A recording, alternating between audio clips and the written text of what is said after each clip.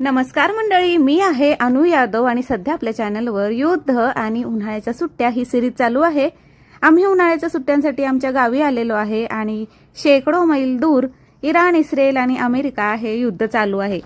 अख्खा ते देश म्हणजेच गल्फ कंट्रीमधून आपण जे क्रूड ऑइल मोठ्या प्रमाणात आयात करतो ना, त्यापासूनच पेट्रोल, एलपीजी गॅस तयार होतात।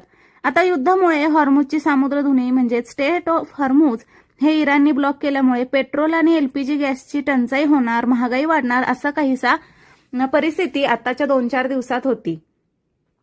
हेच काय ते आम्हाला बातम्यांमधून ऐकायला मिळते। बातम्या बघून कंटाळा आल्यावर आम्ही आमच्या गावदेवांना आलो। आमच्या भैरवनाथाचं आणि भवानी मातेचं मंदिर आहे। चैत्रातील अष्टमीला आमच्या गावची यात्रा असते। मग म्हणलं चला घरच्यांना जरा सातारला फिरवून आणूया। सातारला आम्हाला कारखान्यात जायचं होतं साखर आणायला। सातारच्या लोकांनी कमेंट करून सांगा पटकन हा कोणता कारखाना आहे ते। नंतर कारखान्याच्याच आवारात असलेलं तुळजाभवानी मातेचं मंदिरात दर्शनाला गेलो। चला, असा होता आजचा दिवस। भेटू नेक्स्ट व्हिडिओमध्ये, तोपर्यंत बाय।